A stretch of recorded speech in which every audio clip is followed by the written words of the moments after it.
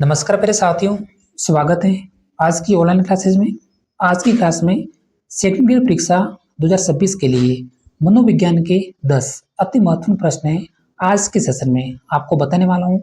ये जो प्रश्न है सेकंड ग्रेड एग्जाम्स और राजस्थान के अन्य एग्जाम्स में कम से कम 4 से 5 बार है जो कि रिपीट हुए हैं। ये जो हमारे प्रश्न है प्रमुख, दार्शनिक और मनोवैज्ञानिक, तो इस क्लास पे अंत तक बने रहिए और इन्हीं प्रश्नों के आपको आंसर है एक बार जरूर देखने चाहिए। शुरुआत करेंगे हम प्रथम क्वेश्चन से। अंतर्दृष्टि या फिर सूझ के सिद्धांत का प्रतिपादन किसने किया था? हमारा पहला क्वेश्चन है। ऑप्शन में दे रखे हैं स्किनर, हेगार्टी, गेस्टलवादी मनोवैज्ञानिक या फिर थार्नडाइक। सूझ का सिद्धांत, तो इस प्रश्न का जो हमारा करेक्ट आंसर है वो है option number C.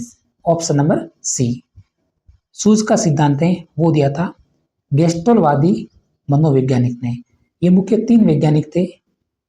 Option number first Max Wertheimer, second Kohler और थर्ड थे कोपा। इन्हीं 3 मनोवैज्ञानिक ने सूझ का सिद्धांत या फिर अंतर्दृष्टि का सिद्धांत है जो कि दिया था और इन्होंने प्रयोग किया था, वो किया था वन मानुष पर। नेक्स्ट क्वेश्चन, प्रश्न संख्या सेकंड। आधुनिक मनोविज्ञान के जनक कौन माने जाते हैं? आधुनिक मनोविज्ञान के जनक William Wundt, William James, Terman या फिर जेबी वॉटसन। आधुनिक मनोविज्ञान के जनक वो माने जाते हैं ऑप्शन नंबर ए, जो कि हमारा करेक्ट आंसर है विलियम वुंट। आधुनिक मनोविज्ञान के जनक, इसी में मनोवैज्ञानिक को ही संरचनावाद के जनक के रूप में भी जाना जाता है। तो ऑप्शन नंबर ए जो हमारा राइट आंसर हो गया। उसके बाद है अमेरिकी मनोविज्ञान के जनक कौन माने जाते हैं? तो वो माने जाते हैं विलियम जेम्स। उसके बाद है बुद्धि लब्धि का फॉर्मूला दिया था। सीधा प्रश्न बनता है बुद्धि लब्धि का फॉर्मूला, तो वो दिया था टर्मन ने। Option number C. उसके बाद है व्यवहारवाद के जनक कौन से मनोवैज्ञानिक थे? वो थे जेबी वॉटसन। तो एक बार थोड़ा सा एग्जाम से पहले रिवीजन जरूर कर लीजिए इस प्रश्न का। नेक्स्ट क्वेश्चन, प्रश्न संख्या 3 हमारे स्क्रीन पे है। ये भी प्रश्न है जो कि रीट में भी पूछा गया है और रीट में 2 से 3 बार ये प्रश्न पूछा गया है। सेकंड ग्रेड में आ सकता है, हमारे सिलेबस में शामिल है। बहुबुद्धि का सिद्धांत किसने प्रतिपादित किया? बहुबुद्धि का सिद्धांत हार्वर्ड गार्डनर ने, जीन पियाजे ने, डेविड वेसलर ने या फिर एरिक्सन ने। बहुबुद्धि का सिद्धांत, तो इस सिद्धांत का जो प्रतिपादन किया था वो क्या था? ऑप्शन नंबर ए जो कि हमारा करेक्ट आंसर हो गया हार्वर्ड गार्डनर। उसके बाद है संज्ञानात्मक विकास का सिद्धांत।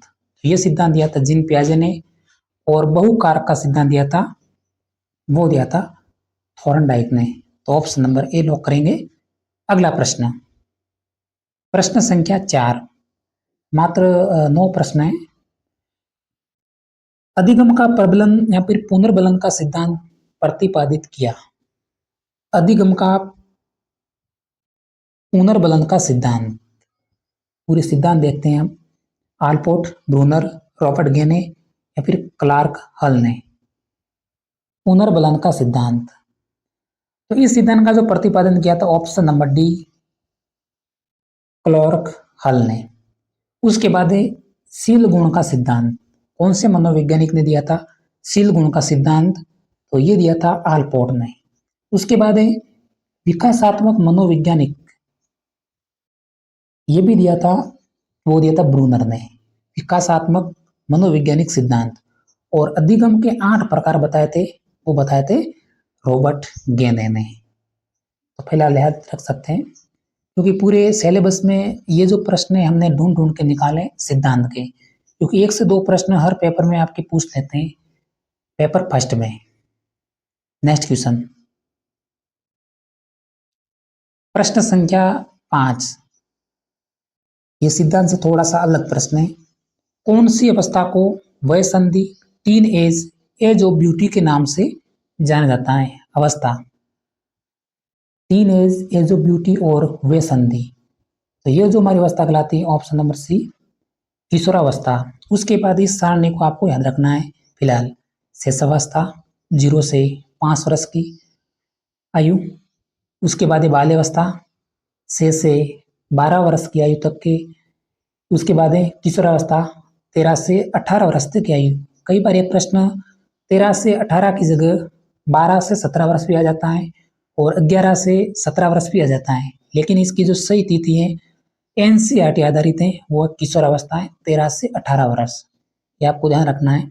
उसके बाद है प्रौढ़ावस्था जो कि 19 वर्ष के बाद। नेक्स्ट क्वेश्चन, प्रश्न संख्या 6, मनोविश्लेषणवाद के जनक माने जाते हैं। मनोविश्लेषणवाद के जनक, इसी मनोवैज्ञानिक ने ही इदम, अहम और परम अहम का सिद्धांत दिया था। इदम, अहम और परम अहम समझ सकते हैं। स्किनर, सिगमंड फ्रॉइड, कोहलर या फिर जीन पियाजे। तो अगर इदम, अहम और परम अहम आपको दिखाई दे तो इसका जो करेक्ट आंसर होगा option number B Sigmund Freud, और मनोविश्लेषणवाद के जनक ऑप्शन नंबर बी हमारा करेक्ट आंसर हो गया। नेक्स्ट क्वेश्चन, प्रश्न संख्या 7, प्रिंसिपल ऑफ साइकोलॉजी पुस्तक के लेखक कौन थे? प्रिंसिपल ऑफ साइकोलॉजी पुस्तक के लेखक स्किनर, पावलोव, विलियम जेम्स या फिर जीन पियाजे।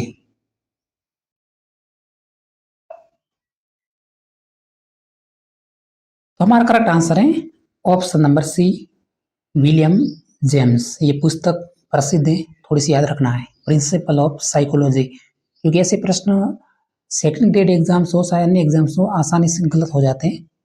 नेक्स्ट क्वेश्चन, प्रश्न संख्या 8, निम्न में से किसने अधिगम का सिद्धांत प्रतिपादित नहीं किया? अधिगम का सिद्धांत नहीं दिया। थॉर्नडाइक, स्किनर, कोहलर या फिर बीएस ब्लूम।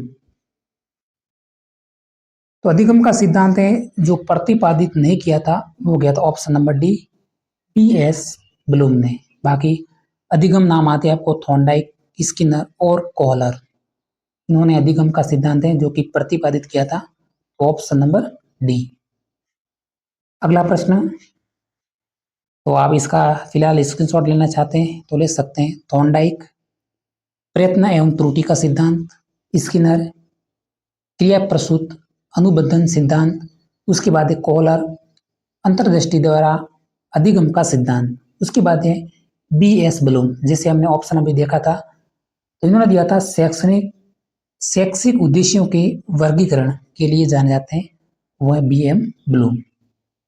अब है आज की क्लास का हमारा अंतिम प्रश्न, फिर हम क्लास को फिनिश करेंगे। भाषा विकास का सिद्धांत दिया था। भाषा विकास का सिद्धांत गेसेल, नोम चॉम्स्की ने, वर्दीमर ने या फिर कोहलर बर्ग ने।